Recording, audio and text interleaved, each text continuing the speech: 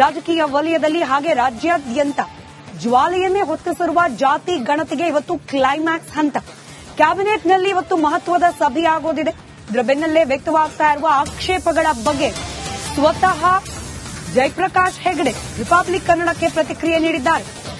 ಜಾತಿ ಗಣತಿಗೆ ಕ್ಯಾಬಿನೆಟ್ನಲ್ಲಿ ಅನುಮತಿ ಸಿಗುತ್ತಾ ಅನ್ನೋ ಕುತೂಹಲದ ನಡುವೆ ಜಾತಿ ವರದಿ ವಿರೋಧದ ಬಗ್ಗೆ ಜಯಪ್ರಕಾಶ್ ಹೆಗಡೆ ಅವರೇ ರಿಪಬ್ಲಿಕ್ ಕನ್ನಡಕ್ಕೆ ಪ್ರತಿಕ್ರಿಯೆಯನ್ನ ನೀಡಿದ್ದಾರೆ.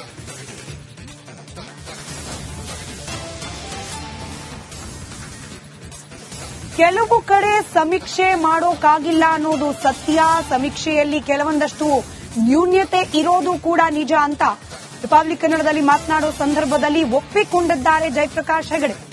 ಆದರೆ ಅದನ್ನ ಸರಿಪಡಿಸುವ ಪ್ರಯತ್ನ ಮಾಡಲಾಗುತ್ತೆ. ಪ್ರಜಾಪ್ರಭುತ್ವದಲ್ಲಿ ಈ ರೀತಿಯಾದ ಚರ್ಚೆ ಆಗಬೇಕು. ಆಗ್ಲೇ ತಪ್ಪು ಸರಿ ಎಲ್ಲವೂ ಗೊತ್ತಾಗುತ್ತೆ. ಹಾಗೆ ತಪ್ಪುಗಳನ್ನ ಸರಿ ಮಾಡ್ಲಿಕ್ಕೆ ಅವಕಾಶ ಸಿಗುತ್ತೆ ಅಂತ ಪ್ರತಿಕ್ರಿಯೆ ನೀಡಿದ್ದಾರೆ ಜಯಪ್ರಕಾಶ್ ಹೆಗಡೆ.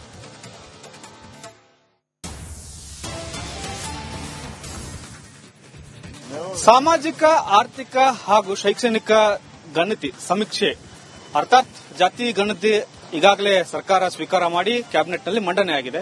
ಮಂಡನೆ ಬಳಿಕ ಸಾಕಷ್ಟು ಪರ ವಿರೋಧದ ಚರ್ಚೆಗಳು ವ್ಯಕ್ತವಾಗ್ತಾ ಇದ್ದಾವೆ.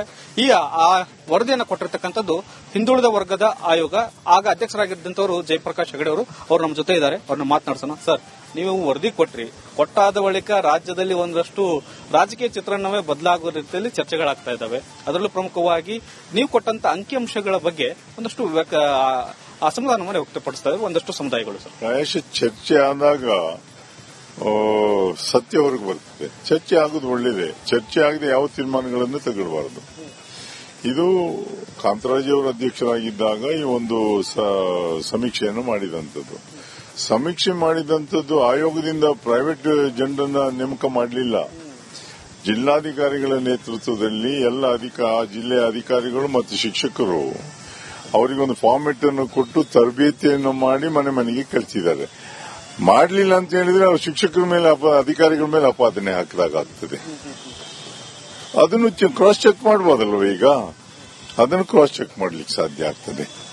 ಅದರಿಂದ ನನ್ನ ಪ್ರಕಾರ ಮನೆ ಮನೆಗೆ ಹೋಗಿ ಮಾಹಿತಿಯನ್ನು ಅದರಲ್ಲಿ ಒಂದು ಬುಕ್ ಫಾರ್ಮ್ನಲ್ಲಿ ಒಂದು 54 ಕ್ವೆಶ್ಚನ್ ಇತ್ತು. ಅದರಲ್ಲಿ ಒಂದು ಅಂಶ ಜಾತಿ ಕೇಳಿದ್ದಾರೆ ಬಿಟ್ಟು ಉಳಿದಿದ್ದೆಲ್ಲ ಅವರ ಸಾಮಾಜಿಕ ಸ್ಥಿತಿಗತಿ ಬಗ್ಗೆ ಕೇಳಿದ್ದಾರೆ. ಅದರಿಂದ ಇವು ಸರ್ಕಾರಕ್ಕೂ ಮುಂದೆ ತೀರ್ಮಾನಗಳನ್ನು ತಗೊಳ್ಳಿಕ್ಕೂ ಸಹಾಯ ಆಗ್ತದೆ. ಒಂದು ವೇಳೆ ಸಂಖ್ಯೆ ಎಲ್ಲರದ್ದು ಸಂಖ್ಯೆ ಜಾಸ್ತಿ ತೋರಿಸ್ತಾ ಇದ್ದಾರೆ ಅವರು. ನಮ್ದು ಇಷ್ಟಿದೆ, ನಮ್ದು 1 ಕೋಟಿ ಇದೆ, 50 ಲಕ್ಷ. ಆದ್ರೆ ಕರ್ನಾಟಕ ಜನಸಂಖ್ಯೆ ಎಷ್ಟಿರಬೇಕು ಅಂತ ನಂದು ಪ್ರಶ್ನೆ ಅಲ್ವಾ? ಅದು ಅಷ್ಟು 20 ಕೋಟಿ ಆಗ್ಲಿಕ್ಕೆ ಸಾಧ್ಯ ಇದೆ. ಎಲ್ಲರೂ ಹೇಳಿದ್ದನ್ನ ಟೋಟಲ್ ತಗೊಂಡಾಗ 2011 ಸೆನ್ಸಸ್ ಪ್ರಕಾರ ಇದ್ದಂಥದ್ದು ಕೇವಲ 6 ಕೋಟಿ 11 ಲಕ್ಷ. ಇದು 2015 ಸಮೀಕ್ಷೆ ಆಗಿದ್ದು. ಮೇ ಬಿ ಇನ್ನೊಂದು 20-25 ಲಕ್ಷ, 6 ಕೋಟಿ 30 ಲಕ್ಷನೇ ಇಟ್ಕೊಳ್ಳಿ. ನೀವು ಎಷ್ಟು ಜನಸಂಖ್ಯೆ 5 ಕೋಟಿ 98 ಲಕ್ಷ.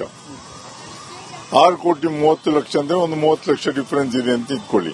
ಅದು ನಗರ ಪ್ರದೇಶದಲ್ಲಿ ಆಗ್ಲಿಲ್ಲ ಅಂತಾನು ನಾನು ಹೇಳಿದಲ್ಲ. ಯಾಕಂತ ಹೇಳಿದ್ರೆ ಈ ಕೆಲವು ದೊಡ್ಡ ದೊಡ್ಡ ಅಪಾರ್ಟ್ಮೆಂಟ್ ಅಲ್ಲಿ ಇಲ್ಲೆಲ್ಲ ಒಳಗೆ ಬಿಟ್ಟಿರೋದಿಲ್ಲ, ಆಗೋದಿಲ್ಲ. ಮತ್ತೆ ಕೆಲವು ಮನೆಗಳಲ್ಲಿ ಯಾರು ಇರೋದಿಲ್ಲ. ಮತ್ತೆ ಕೆಲವು ಮನೆಗಳಲ್ಲಿ ಅವತ್ತು ಮನೆಯಲ್ಲಿ ಇದ್ದವರದ್ದು ಅಥವಾ ತಾತ್ಕಾಲಿಕವಾಗಿ ಉದ್ಯೋಗಕ್ಕೆ ಬೇರೆ ಕಡೆ ಹೋದ ಹೆಸರು ಹೇಳಿರೋದಿಲ್ಲ. ಬೈ ಮಿಸ್ಟೇಕ್ ಅದನ್ನ ಅವ್ರನ್ನ ದೂಷಣೆಯನ್ನು ಮಾಡೋದಿಲ್ಲ ನಾವು. ಹಾಗೆ ಒಂದು ಸ್ವಲ್ಪ ನ್ಯೂನತೆಗಳು ಇರಬಹುದು. ಆದ್ರೆ ಅಷ್ಟು ದೊಡ್ಡ ಪ್ರಮಾಣದಲ್ಲಿ ವ್ಯತ್ಯಾಸ ಆಗಿದೆ ಅಂತ ನಾನಂತೂ ಅನಿಸಲಿಲ್ಲ. ಸರ್, ಎಲ್ಲರೂ ಅಸಮಾಧಾನವನ್ನು ವ್ಯಕ್ತಪಡಿಸ್ತಾ ಇರ್ತಕ್ಕಂಥದ್ದೇ ಈ ಅಂಕಿಅಂಶಗಳ ಮೇಲೆ. 10 ವರ್ಷ ಹಿಂದಿನದ್ದು ಈಗ ನಮ್ಮ ಸಂಖ್ಯೆ ಹೆಚ್ಚಾಗಿದೆ ಅನ್ನುವಂಥದ್ದು. ಆದ್ರೆ ನೀವು ಕಾಂತರಾಜು ಅವರು ಮಾಡಿಕೊಟ್ಟಂತ ವರದಿಯನ್ನು ನೀವು ಅದನ್ನು ಅಪ್ಡೇಟ್ ಮಾಡಿಕೊಟ್ಟದಿಂದ ರಾಜಕೀಯ ವಲಯದಲ್ಲಿ ಹಾಗೆ ರಾಜ್ಯಾದ್ಯಂತ ಜ್ವಾಲೆಯನ್ನೇ ಹೊತ್ತಿಸಿರುವ ಜಾತಿ ಗಣತಿಗೆ ಇವತ್ತು ಕ್ಲೈಮ್ಯಾಕ್ಸ್ ಹಂತ. ಕ್ಯಾಬಿನೆಟ್ನಲ್ಲಿ ಇವತ್ತು ಮಹತ್ವದ ಸಭೆ ಆಗೋದಿದೆ. ಇದರ ಬೆನ್ನಲ್ಲೇ ವ್ಯಕ್ತವಾಗ್ತಾ ಇರುವ ಆಕ್ಷೇಪಗಳ ಬಗ್ಗೆ ಸ್ವತಃ ಜಯಪ್ರಕಾಶ್ ಹೆಗಡೆ ರಿಪಬ್ಲಿಕ್ ಕನ್ನಡಕ್ಕೆ ಪ್ರತಿಕ್ರಿಯೆ ನೀಡಿದ್ದಾರೆ. ಜಾತಿ ಗಣತಿಗೆ ಕ್ಯಾಬಿನೆಟ್ನಲ್ಲಿ ಅನುಮತಿ ಸಿಗುತ್ತಾ ಅನ್ನೋ ಕುತೂಹಲದ ನಡುವೆ ಜಾತಿ ವರದಿ ವಿರೋಧದ ಬಗ್ಗೆ ಜಯಪ್ರಕಾಶ್ ಹೆಗಡೆ ಅವರೇ ರಿಪಬ್ಲಿಕ್ ಕನ್ನಡಕ್ಕೆ ಪ್ರತಿಕ್ರಿಯೆಯನ್ನ ನೀಡಿದ್ದಾರೆ.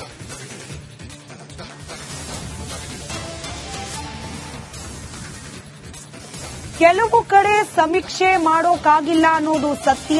ಸಮೀಕ್ಷೆಯಲ್ಲಿ ಕೆಲವೊಂದಷ್ಟು ನ್ಯೂನ್ಯತೆ ಇರೋದು ಕೂಡ ನಿಜ ಅಂತ ರಿಪಬ್ಲಿಕ್ ಕನ್ನಡದಲ್ಲಿ ಮಾತನಾಡೋ ಸಂದರ್ಭದಲ್ಲಿ ಒಪ್ಪಿಕೊಂಡಿದ್ದಾರೆ ಜಯಪ್ರಕಾಶ್ ಹೆಗಡೆ.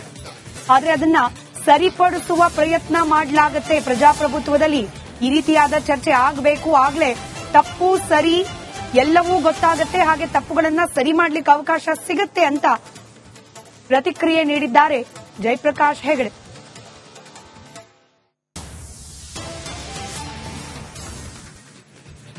ಸಾಮಾಜಿಕ ಆರ್ಥಿಕ ಹಾಗೂ ಶೈಕ್ಷಣಿಕ ಗಣತಿ ಸಮೀಕ್ಷೆ ಅರ್ಥಾತ್ ಜಾತಿ ಗಣತಿ ಈಗಾಗಲೇ ಸರ್ಕಾರ ಸ್ವೀಕಾರ ಮಾಡಿ ಕ್ಯಾಬಿನೆಟ್ನಲ್ಲಿ ಮಂಡನೆಯಾಗಿದೆ. ಮಂಡನೆ ಬಳಿಕ ಸಾಕಷ್ಟು ಪರ ವಿರೋಧದ ಚರ್ಚೆಗಳು ವ್ಯಕ್ತವಾಗ್ತಾ ಇದ್ದಾವೆ. ಆ ವರದಿಯನ್ನು ಕೊಟ್ಟಿರ್ತಕ್ಕಂಥದ್ದು ಹಿಂದುಳಿದ ವರ್ಗದ ಆಯೋಗ. ಆಗ ಅಧ್ಯಕ್ಷರಾಗಿದ್ದಂತವರು ಜಯಪ್ರಕಾಶ್ ಹೆಗಡೆ ಅವರು ನಮ್ಮ ಜೊತೆ ಇದ್ದಾರೆ. ಅವ್ರನ್ನ ಮಾತನಾಡಿಸೋಣ. ಸರ್, ನೀವು ವರದಿ ಕೊಟ್ಟಾದ ಬಳಿಕ ರಾಜ್ಯದಲ್ಲಿ ಒಂದಷ್ಟು ರಾಜಕೀಯ ಚಿತ್ರಣವೇ ಬದಲಾಗುವ ರೀತಿಯಲ್ಲಿ ಚರ್ಚೆಗಳಾಗ್ತಾ ಇದ್ದಾವೆ. ಅದರಲ್ಲೂ ಪ್ರಮುಖವಾಗಿ ನೀವು ಕೊಟ್ಟಂತ ಅಂಕಿಅಂಶಗಳ ಬಗ್ಗೆ ಒಂದಷ್ಟು ಅಸಮಾಧಾನವನ್ನು ವ್ಯಕ್ತಪಡಿಸ್ತಾ ಇದ್ದಾರೆ ಒಂದಷ್ಟು ಸಮುದಾಯಗಳು. ಸರ್, ಪ್ರಾಯಶಃ ಚರ್ಚೆ ಆದಾಗ ಸತ್ಯ ಹೊರಗೆ ಬರ್ತದೆ. ಚರ್ಚೆ ಆಗೋದು ಒಳ್ಳೇದೇ. ಚರ್ಚೆ ಆಗದೆ ಯಾವ ತೀರ್ಮಾನಗಳನ್ನು ತಗೊಳ್ಬಾರದು. ಇದು ಕಾಂತರಾಜಿಯವರು ಅಧ್ಯಕ್ಷರಾಗಿದ್ದಾಗ ಈ ಒಂದು ಸಮೀಕ್ಷೆಯನ್ನು ಮಾಡಿದಂಥದ್ದು. ಸಮೀಕ್ಷೆ ಮಾಡಿದಂಥದ್ದು ಆಯೋಗದಿಂದ ಪ್ರೈವೇಟ್ ಜನರನ್ನ ನೇಮಕ ಮಾಡಲಿಲ್ಲ.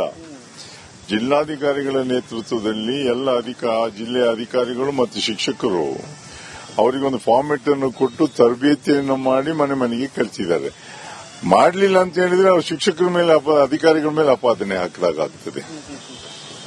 ಅದನ್ನು ಕ್ರಾಸ್ ಚೆಕ್ ಮಾಡಬಹುದಲ್ವ? ಈಗ ಅದನ್ನು ಕ್ರಾಸ್ ಚೆಕ್ ಮಾಡ್ಲಿಕ್ಕೆ ಸಾಧ್ಯ ಆಗ್ತದೆ.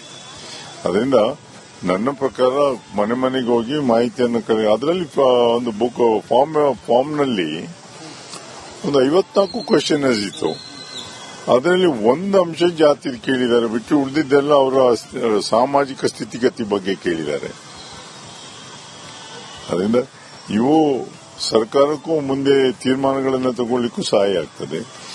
ಒಂದು ವೇಳೆ ಸಂಖ್ಯೆ ಎಲ್ಲರದ್ದು ಸಂಖ್ಯೆ ಜಾಸ್ತಿ ತೋರಿಸ್ತಾ ಇದ್ದಾರೆ ಅವರು. ನಮ್ದು ಇಷ್ಟಿದೆ, ನಮ್ದು 1 ಕೋಟಿ ಇದೆ, 50 ಲಕ್ಷ.